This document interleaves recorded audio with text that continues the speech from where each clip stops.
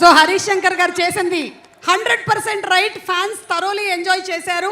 And అలాగే పవన్ కళ్యాణ్ గారి passion,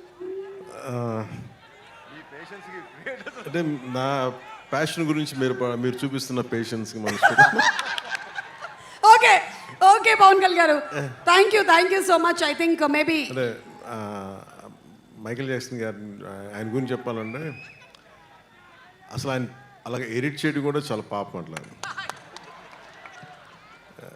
great star, legend. ఆ లెజెండ్ అలా కూర్చోబెట్టి నన్ను పెట్టడం ఒక మైకేల్ జాక్సన్ అభిమానిగా చాలా నా జీవితంలో నేను పిచ్చిగా ఆరాధించింది Al Pacino, Hollywood actor Al Pacino తో పాటు క్లింట్ ఈస్ట్వుడ్తో పాటు నాకు బాగా ఇష్టమైంది. ఈ మాత్రం కూడా కొంచెం ఒళ్ళు కదిలింది అంటే దానికి ఇన్స్పిరేషన్ మైకేల్ జాక్సన్. ఆయన చనిపోయినప్పుడు నిజంగా నా కన్నీళ్ళు వచ్చినాయి, బాధ వచ్చింది. అంటే ఇప్పుడు దాకా ఎప్పుడు ఈ సందర్భం రాలేదు, చెప్పడానికి అవకాశం రాలేదు. కానీ చాలా ప్రభావితం చేసిన వ్యక్తి Michael Jackson, especially his achievement.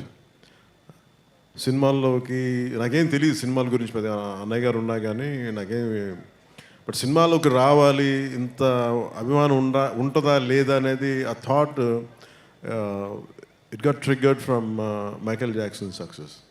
That's one reason. And ఆయన అలా అంటే కంపారిజన్ కానీ ఉద్దేశం అలా ఎడిట్ చేస్తుంటే కూడా నాకు నిజంగా చాలా భయమును పాపం అనిపించింది. అలా చేయకూడదు, తప్పు అనిపించింది. మాకైతే చాలా ఆనందం అనిపించింది, చాలా హాయిగా ఉంది. ఈ సినిమా పరంగా రెండు మనకి డిఫరెంట్గా పవర్ స్టార్ పవన్ కళ్యాణ్ గారు ఇలా మైకేల్ జాక్సన్ గారి స్టైల్లో డాన్స్ చేయడం, శ్రీలీల చేయకపోవడం ఈ సినిమాలోనే జరుగుతుంది. లీలా తను చేశారు కదా, చేసి లైట్గానే కనిపించింది. కానీ జనరల్లీ ఏంటంటే శ్రీలీలది ఒక 4 డాన్సులు మనకి విరివిగా కనిపిస్తూ ఉంటాయి. నేను చెప్పేసాను హరీష్కి, ఆవిడ డాన్స్ చేస్తే నేను డాన్స్ చేయను, ఎందుకంటే నన్ను డామినేట్ చేస్తాను. అసలు want make it very clear, నేనే కనిపించాలి, ఇంకెవరు కనిపించకూడదని చాలా ఆంక్షలు పెట్టే చేయించాను సార్ ఆ కండిషన్ మీద. సో మేము నమ్ముతున్నాం sir. Thank you so much Pavan Kalyan garu and Leela and Rashi. Requesting both of you all to please come on stage. Thank you Pavan Kalyan garu. మిగిలిన మాటలన్నీ స్టేజ్ మీద వింటాము.